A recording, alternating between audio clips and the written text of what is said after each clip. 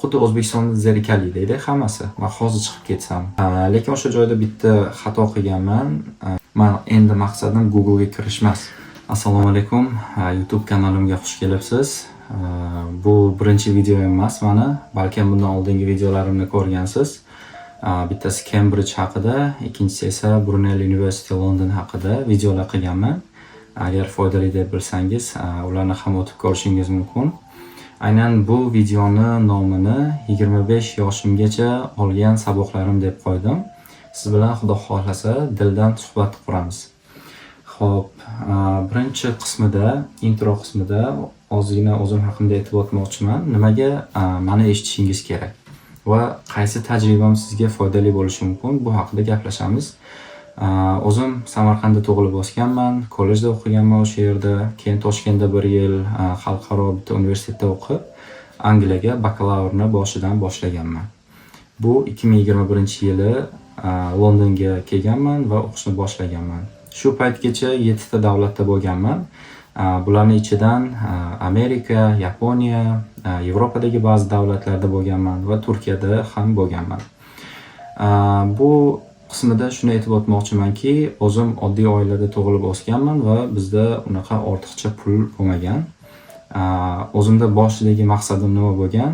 O'zbekiston diplomatiya universitetida o'qishga kirib, Xudo xolasa yaxshi stolda o'tirib, ishlarim yaxshi bo'ladi, pulim ko'p bo'ladi deb o'ylaganman boshida. Qachonki ingliz tiliga borishni boshlaganimdan keyin fikrlarim o'zgarishni boshlagan. Ya'ni ingliz tilini o'qishni boshlaganman, atrofga qarasam, Amerikada, Angliyada o'qib yurgan bolalar bor ekan, ular haqida eshitdim. Keyin mana bu IELTS imtihonlari va shu narsalar menda ham uje chetga intilish ishtiyoqini uyg'otdi. Bu narsaga unaqa ham consistent, ya'ni davomiy bo'lmaganim uchun ba'zi joylarda bu kursdan bu kursga, bu kursdan bu kursga sakrab o'tishlar bo'lgan. Chunki maqsad ingliz tilini o'zini rivojlantirish bo'lmaganda, menga o'sha qog'oz, IELTS qog'ozi va yetarli baho bo'lsa, bo'ldi chetga ketaman degan fikr bo'lgan va IELTS guruhlarga shoshilganman. Aynan bu joyga talabalarga aytgan bo'lardimki, unaqa uy qurmoqchisiz, masalan, 2 etajlida. Sizda yetarli material yo'q. Faqat tomni materialni olib kelib qo'ysa ham, u uy bitmaydi-da. Shuning uchun o'sha fundamentdan tomgacha yetarli bo'ladigan materiallarni yig'ib bo'lganingizdan keyin uni qursangiz bo'ladi. Bu ham xuddi shunaqa. O'sha har bitta levelda tugatib o'qisangiz, keyin o'sha IELTSni yetarli bahosini ola olasiz. Va shu joyda bu xullas menda orzu edi. Chet elga chiqib o'qish, keyin uydagilarga ham aytardim. Xudo xolasa chetga boraman, o'qishga chiqaman desam, buncha ko'p xayol qilasan, ishingni qil, darsingni qil deyishardi-da. Keyin mana hayot taqdir taqozosi bilan nasib qilgan ekan, o'sha orzular amalga oshdi va men o'zim orzu qilgan qaysidir ma'noda Turkiyaga ham, hattoki Amerikaga sayohat va ish vizasini olganman va o'sha joylarga borib kelish nasib qilgan. Va mana sizni qarshingizda video qilib o'tiribman, xudo xolasa. Shunga birinchi sabog'im shuki, hech qachon orzu qilishdan to'xtamang. Yo'llar ochiladi. Hech kim sizga ishonmasa ham, agar sizda qanaqadir orzungiz yaxshi narsa bo'lsa, xudo xolasa orzuga albatta erishasiz. Ikkinchi qismida shuni aytmoqchi edimki, chetga chiqsam nima o'rganaman, nima o'qiyman? O'zbekistonda shunaqa bo'lganki, men Business Foundation o'qiganman va bu biznes yo'nalishida qarasam, ma'lumotlarni YouTubedan ham o'rganib olsa bo'ladi yoki kitobdan ham o'qib tushunsa bo'ladi. Unga asosan praktika kerak sizga. Bozor qanaqa ishlaydi, klientlar bilan qanaqa muomala qilish kerak, marketingda nimalar kerak. Bu narsalarni asosan kitob yoki sizda biznesda mentoringiz bo'lsa, o'sha odamlardan o'rgansa bo'ladi. O'sha paytlar chetga o'qishga chiqmoqchiman deganimda, qaysi yo'nalishni tanlasam bo'ladi deb ko'p bosh qotirganman va shunda marketing sohasini o'rganaydi, keyin boshqaruvga o'tay degan fikr bo'lgan. Marketing menejmentda endi. Shunda bitta Gulnoz opa degan opa Angliyada anaqa turmush qurganlar va O'zbekistonga borib ishlab yurgan paytlarida bitta tavsiya berganlar menga. Gulnoz opa, bu umumiy anaqa general field, Sanga qanaqadir nish kerak, ya'ni qancha направленияni узкий qilsang, bozorga shuncha talabgor bo'lasan. Ertaga Angliyaga borsang, menejmentda, marketingda yoki bunaqa sohalar umumiy hisoblanganligi uchun bozorda bunaqa odamlar ko'p. Bu fanlarni ham o'qitadigan ko'p. Shuning uchun qiynalasan bu yo'nalishda. Shunga qanaqadir узкий направление, buxgalteriyami, ekonomikami, tarixmi, lovmi, shunga yaqin yo'nalish tanlasang, kelajakda yaxshi ish topib ketsang bo'ladi degan fikrni berganlar. Va bu fikr menga ham yoqqanligi sababli men IT yo'nalishini tanlaganman. IT yo'nalishida oldin ham ozgina bilimlarim bor edi. IT yo'nalishini o'rgansam, xudo xolasa shu yo'nalishda biznes qilaman deb mana shu yo'nalishni tanlaganman. Va siz ham bu ikkinchi sabog'i, siz ham agar qaysidir yo'nalish tanlamoqchi bo'lsangiz, sizda hech qanaqa fikr bo'lmasa, shunchaki biznesga kirmang, bakalavrga. O'zingizni qiziqishlaringizni, kelajak qaysi tomonga qarab ketayotganini, bu mavzularni o'rganingda, bozorga talabgor bo'lgan, hech bo'lmasa agar o'zingiz qiziqishingizga yaqin bo'lgan sohani tanlab, o'sha yo'nalishga kiring. Masalan, mashhur odamlarni taniymiz, masalan Elon Musk bo'lsin yoki boshqa biznesmen, katta biznesmenlarni ko'rsangiz, birinchi bakalavrda matematika, computer science yoki shunga o'xshagan yo'nalishlarni tanlaganda, keyin magistratura qilayotganda business administration kurslarini olgan va ularga keyinchalik o'sha asosiy bilimini biznes qilishga yordam bergan. Shunaqa qilib yo'nalish tanlashda ehtiyot bo'ling va yana bitta narsani aytmoqchi edim. Qanaqa universitet tanlasa bo'ladi O'zbekistondan turib. O'sha IELTS o'qib yurgan paytlarimda masalan Latviyaga IELTSsiz o'qish bor ekan yoki Polshaga IELTSsiz o'qish bor ekan, Indoneziyaga IELTSsiz o'qish bor ekan desa, har doim men kirishga intilganman, chunki xuddi O'zbekistonda zerikarli deydi hammasi. Men hozir chiqib ketsam deb tez muvaffaqiyatli bo'lsam. Keyin ozgina vaqt o'tgandan keyin tushunganman, yo'q, bu sizga qaysi eshik ochilsa yugurib borishingiz kerak emas. Birinchi o'rinda siz o'ylab olishingiz kerak. Sizga qaysi biri to'g'ri tanlov bo'ladi o'shanda. Va men ingliz tilimni ko'proq rivojlantirib, Toshkentga o'qishga kirib, u yoqdan ham keyin IELTS oldimda Angliyaga o'qishga kirmoqchi bo'ldim. Angliya chunki osonroq edi men uchun.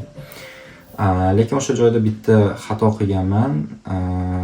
Agentstvani tavsiyasi bilan masalan mana bu o'qish bor bizda Londonda joylashgan deganiga, bo'ldi boraman o'sha joyga.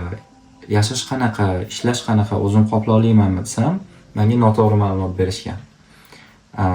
Uyimdagilarga birinchi yilga faqat mablag' bo'lganligi sababli men ulardan faqat birinchi yilni boshiga pul olganman. Lekin kelib ko'rganimdan keyin hayot boshqacha ekan. 1,5 oy deyarli ishsiz yurganman. Undan keyin bitta ish topganman. U ishda alkogol tashlaganimiz uchun menga yoqmaganda, ofitsialniy ishda o'zi faqat 20 soat vaqt beradi sizga.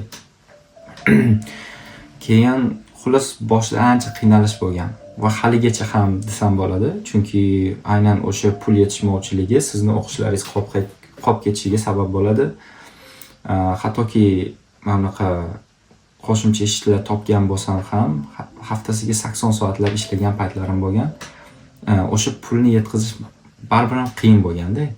Ya'ni ular aytgan narsa bilan haqiqiy hayot boshqacha kelgan. Siz hattoki mehnatkash bo'lsangiz ham, omadingiz kelib yaxshi ishlarga kirsangiz ham, aynan bakalavr o'qishidagi to'lovlarni to'lash qiyin bo'ladi. Shuning uchun men tanlagan o'qishim nisbatan qimmatroq bo'lganiga, lekin kirish oson bo'lgan, men shoshib o'shani tanlaganman. Xo'p, bu 3-saboq bo'ladi. Sizga faqat agentstvani o'zini ma'lumoti bilan cheklanib qolmang. Boshqa o'sha yerda o'qiydigan talabalar bilan suhbatlashib, vaziyat qanaqaligiga yaxshiroq o'rganing bu bo'yicha, research qiling, ya'ni. Research qilganingizdan keyin sizni oilangizga, sizni vaziyatingizga, sharoitingizga to'g'ri keladimi o'sha narsa? Borganingizdan keyin ishingiz o'xshamay qolsa nima bo'ladi? Bu tomonlarni yaxshilab hisoblab, keyin o'sha o'qishga bitta yaxshi o'qish topib, o'sha o'qishga topshirganingizni tavsiya qilaman. Bu agentstvalar bilan gaplashgandagi vaziyat va men o'zimni xatoyimdan masalan ko'p narsa yo'qotdim, vaqt yo'qotdim, pul yo'qotdim, ko'p energiyam boshqa joyga ketib qoldi va o'qishlarimga salbiy ta'sir qildi albatta. Keyingisi chet el hayotida bo'ladigan qiyinchiliklar. Chet el o'zi sizga nima beradi? Chetga chiqqaningizdan keyin sizni falonchi akangiz, falonchi amakingiz, ota-onangiz, sizni hamma ishlaringizga qarashadigan yaqin tanishlaringiz bo'lmaydi. Yangi joy, albatta chiqqaningizdan keyin o'zingiz hal qilishingiz kerak ko'p narsalarni. Agar til bilsangiz, sizga yaxshi til bilmagan odamlarga nisbatan qiyinroq bo'ladi. Izlanishni bilish kerak, odamlar bilan muloqot qilishni bilish kerak. Iloji boricha atrofingizdagi sizdan oldingi kelgan odamlar bilan tanishib, ulardan maslahat olishga harakat qilish kerak. Albatta hammaga ham ishonib ketaverish yaxshi emas, lekin siz ko'rsangiz muomalasi yaxshi, o'zini tutishi yaxshi, ishonarli anaqasidan o'shunaqa odamlardan iloji boricha yordam so'rab, boshida mana bu bank kartalar ochish, universitetning o'zi ham sizga ko'p resurslar beradi. O'sha resurslardan siz foydalanib o'zingizga moslashish uchun yordam bersangiz bo'ladi. Bu adashmasam 5-saboq bo'ladi. Shunda 5-saboq bu yangi joyga ko'chib o'tish sizga mustaqillik beradi.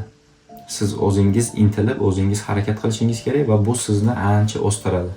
Aynan O'zbekistonda yurgan odamlardan o'sha ajralib turish farqingiz bo'ladi, chunki siz chet hayotiga chiqib moslashishga harakat qilgan odamsiz va agar chiqsangiz, xudo xolasa, shu ko'nikmalarni o'zingizda ko'rasiz. Chetga chiqishning yana bitta tomonlaridan biri bu o'sha boradigan joyingizga halol ovqat, halol ishlar bormi yo'qmi, bunisini ham oldindan tekshirib olganingiz yaxshi.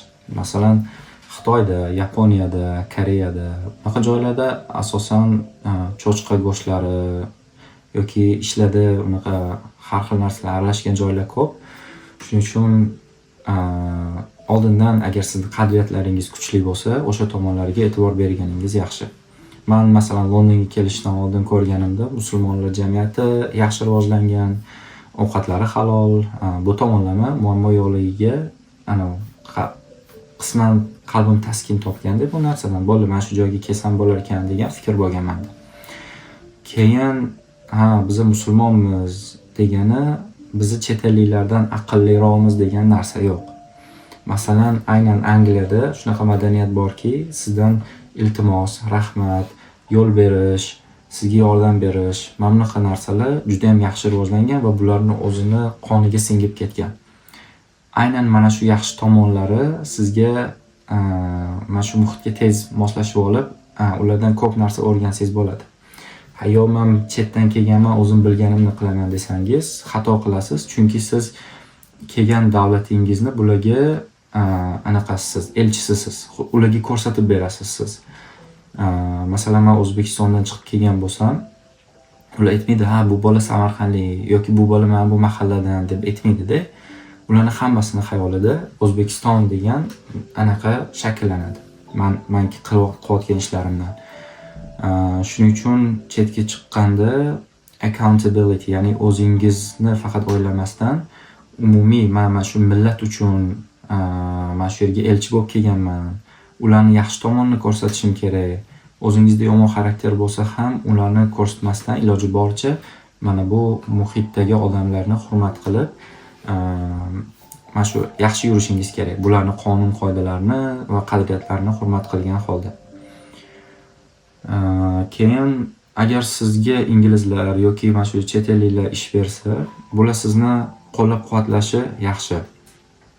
Ba'zi odamlardan eshitamiz-da, o'zbeklarda, turklarda yoki boshqa musulmonlarda ishchilarga arzon ishlab berib, qiynab, ba'zilari pulni bermasdan, mana nohaqliklar ko'pdek ko'rinadi hayolimizda. Men yaxshi odamlar bor deb o'ylayman. Bunaqalar ko'p, xudo xolasa. Lekin bulardan endi o'rganishimiz kerak bo'lgan shunaqa jihatlar borki, musulmon masu insofi bor. Ba'zi musulmonlar musulmonu insofi yo'q. Shuning uchun agar bularga yaxshilik qilsangiz, bular albatta sizga yaxshilik qilishga, ko'proq yordam qilishga harakat qiladi sizga. Shu tomonlari. Bu 6-saboq. musulmon bo'lmaganlardan ham ancha yaxshi narsalarni o'rgansa bo'ladi. Masalan, men ilm olishga mana shu davlatga kelganman. Bu musulmonlar yurti emas bo'lmasa. Xo'p, keyingisi maqsad qo'yish haqida gapirsak, men IT yo'nalishini tanlaganim boshidagi niyatim shu ediki, IT yo'nalishida o'qiyotgan bolalar bilan gaplashamanda, ulardan agar yaxshi bolalar bo'lsa orasida, o'sha bolalar bilan biznes qilamiz, xudo xolasa kelajakda deb o'ylagandim. Keyin orada shunaqa fikrim o'zgarishi bo'ldiki, men mana shu IT da birinchi ishga kiraman-da, ish qilishim kerak, Google'larga ishga kiraman deb xayol qilardim. Keyin bitta kompaniyaga ishga kirib qoldim va hozir ham o'sha joyda ishlayman. 3,5 yil, 4 yil bo'lib qoladi yaqinda, xudo xolasa. U joyda ishlab yurganimdan keyin o'zimdagi mana bu self confident edi, ya'ni o'zimga ishonchim oshdida. Keyin fikrlashim sekin o'zgarishni boshladi. Bu faqat o'sha ishga kirganim sababli emas. Odamlar bilan ko'p gaplashdim. Mana shu katta kompaniyalarda ishlaydiganlar ham, boshqa odamlar ham shunaqa fikrlarni aytadiki, bizaga kimnidir qo'lida ishlashdan ko'ra katta kompaniyada kichkinaroq biznesim bo'lsa, o'zim bilganimni qilsam. Ba'zi ishxonalarga ishga kirganimda shunaqa narsa bo'ldiki, men u joyda rivojlantirishga harakat qilaman, anaqa so'rayman ulardan ruxsat, lekin ular baribir chizib bergan anaqada chegarada yuraman. Shuning uchun menda ham qanaqadir fikr, maqsadlar o'zgarishni boshladi o'sha joydan. Men endi maqsadim Google'ga kirish emas. Men endi kichkinaroq narsa bo'lsa ham o'zim uchun nimadir qilib o'sish. Maqsadlar o'zgaradimi desa? Ha, o'zgarar ekan hayotda, chunki har doim ham birdan to'g'ri maqsad qo'ymaslik mumkin ekanda. Hayotda chunki siz o'zingizni kashf qila olmagan bo'lsangiz hali qanaqasiga maqsad qo'yishingiz mumkin?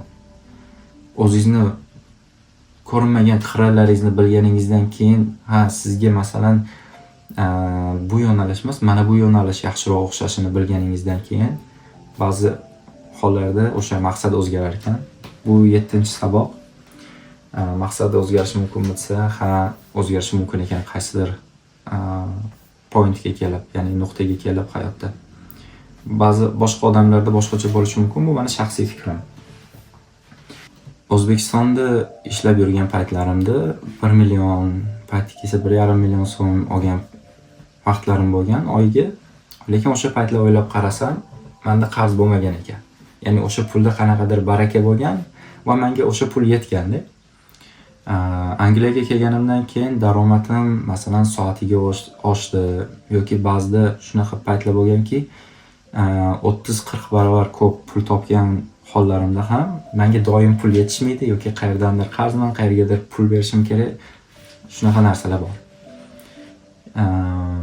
Nima demoqchiman, ya'ni har doim ham daromad ko'payishi bu sizga bo'ldi, yaxshi hayot degani emas. Daromad oshgani sari xarajat ham oshadi. Shunga chetda muammo yo'qmi desa, yo'q, muammo hammada bor. Bu kun bitta odam ham aytayotdi-da menga. Hali ham tirikman yoki hali ham tirikmanmi deyapti. Men aytaman o'shanda, sen hali ham muammolarni his qilasanmi deyapti. Ha desa, bo'ldi, demak tiriksan. Ya'ni tirik odam borki, muammosi bor. Shuning uchun masalan chetga chiqqan odamda muammo bor, muammo yo'q degan narsa yo'q. U muammo hammada bor. Uy olganingizdan keyin mashina olgingiz keladi. Mashina olganingizdan keyin yana bir narsa olgingiz keladi. Google'ga kirganingizdan keyin oylikni ko'proq xohlaysiz. Ertaga o'zingiz kompaniya ochishni xohlaysiz. U narsalar to'xtamaydi. Shuning uchun xohlayotgan narsalarimiz o'zgarib ketadi. Buni yana bitta narsaga ulamoqchi edim men o'zi. Baxt degan narsa. Baxt bu nima o'zi? Zlatan Ibrahimovichning bitta zo'r gapi bor. Baxt bu moment deydi-da. Happiness is the moment. Ya'ni bu shunaqa lahza bu. Odam doim baxtli bo'la olmaydi. Odam doim qayg'uli bo'la olmaydi. Vaqti bilan har xil chuvstvalarni his qilib yuradi. Masalan, IELTS olguningizgacha siz IELTS olsam bo'ldi, baxtli bo'laman deb o'ylaysiz, to'g'rimi? IELTS olganingizdan keyin o'qishga kirish kerak. o'qishga topshirib kirsam baxtli bo'laman deb o'ylaysiz. O'qishga kirganingizdan keyin uni kontraktini to'lash kerak. Ya'ni har bitta o'sib boraverganingiz sari o'sha narsa, yangi narsa kelib chiqaveradi-da. O'sha ya'ni hozirgi lahzani agar yashamasangiz va men hammasini qilib bo'lganimdan keyin baxtli bo'laman desangiz noto'g'ri. Unda umumiy butun umr kutib yashashingiz kerak. Shuning uchun baxt bu lahzada. Siz sog'misiz bugun? Xursand bo'ling, baxtli bo'ling. Mana shu videoni ko'ryapsizmi? Baxtli bo'ling. Sizda telefon bor ekan, yo kompyuter bor ekan, internet bor ekan. Siz oilangizni ko'ryapsizmi sog' salomat? Baxtli bo'ling. Odamlarda oilasi yo'q. Shuning uchun baxtni natijadan emas, baxtni lahzalardan his qilish kerak. Shunda mana bu hayotingizni baxtli lahzalari ko'payadi. Bu baxt bo'yicha edi. Keyingi saboq.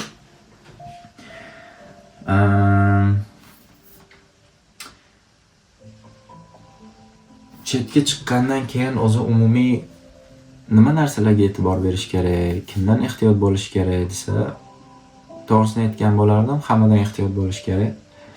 Paytida bitta o'zbek oila menga mashina sotishgan, mashina kerak bo'lganda va o'sha payt menga aybi borligini aytishmagan. Lekin boshqa tomonlama yordam berishgan. Menga o'sha hujjatlarni taxlashda, boshqa narsalarda yordam berishgan. Keyin u mashinani 2 oy haydab ko'rganimdan keyin menga to'g'ri kelmagan shtraflari, boshqa narsalari ko'paygandan keyin anaqa uni sotishimga to'g'ri kelgan. Sotmoqchi bo'lsam endi uni hech kim olmaydi u narxga. Chunki muammosi bor. Agar siz boshqalar bilan ishlamoqchi bo'lsangiz, ayniqsa chet elda immigrantlar asosan ehtiyot bo'lish kerak. Chunki lokal odamlar emas, ya'ni mahalliy odamlar emas, odam ko'pincha o'zinikidan yoki o'ziga yaqin bo'lgan immigrantlardan pand yeydi-da. Chunki ularni aldash osonroq. Ular hali yangi muhitga endi ko'chib o'tishgan. Yangi muhitda hali ko'p narsani bilishmaydi. Shuning uchun ulardan qanaqadir maqsad yo'lida, pul yo'lida foydalanishga urinishadi. Shuning uchun ehtiyot bo'ling. Har xil odamlarga ishonmang. Biror narsa qilsangiz, albatta tekshirib, u odam kim, nima sotyapti sizga, nima xizmat ko'rsatmoqchi sizga, nimani evaziga, hammasiga ehtiyot bo'lib, chet elda yangi hayotga ehtiyot bo'lish kerak.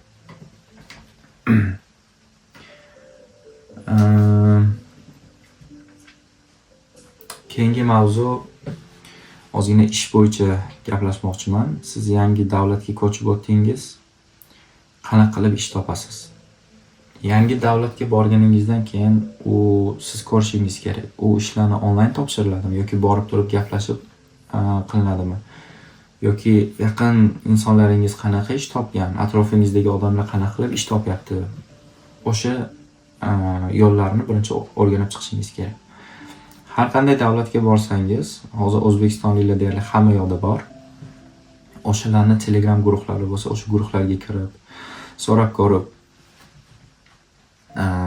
ishlarga topshirsangiz bo'ladi. Yana bitta yo'li shuki, agar O'zbekistonda yurgan bo'lsangiz, bo'sh vaqtlaringizda iloji boricha qanaqadir hunar o'rganing. Ustachilik bo'lsin, yokida qanaqadir plumbing sohasi, nima deydi o'zbek tilida, mana bunaqa trubalarni ulash, bir-biriga santexnik deydimi? Santexnika ishlari, elektrik ishlari, shunaqa ishlarni o'rgansangiz, soatiga yaxshi pul qilsangiz bo'ladi. Mana shunaqa ishlarga topshirish kerak. Yoki agar restoran, boshqa joylarga ishga kirmoqchi bo'lsangiz ham yaxshi CV, o'zingiz haqingizda muomalangizni yaxshi qilib, bitta joyga borsangiz, o'sha CV qog'ozlaringizni olib borasizlar.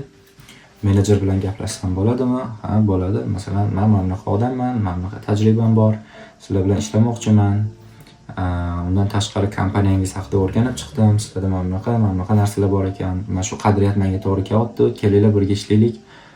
Agar yoki ish bo'lsa, meni taklif qilinglar deb ishga kirsangiz bo'ladi. Buni o'z yo'llari ko'p. Faqat o'zingiz ehtiyot bo'lib, mana shu narsalarni atrofdagilar bilan suhbatlashib, izlanishingiz kerak. Chet el o'zi izlanishdan iborat. Hamma narsa. Boshlanishidan oxirigacha siz har doim izlanasiz.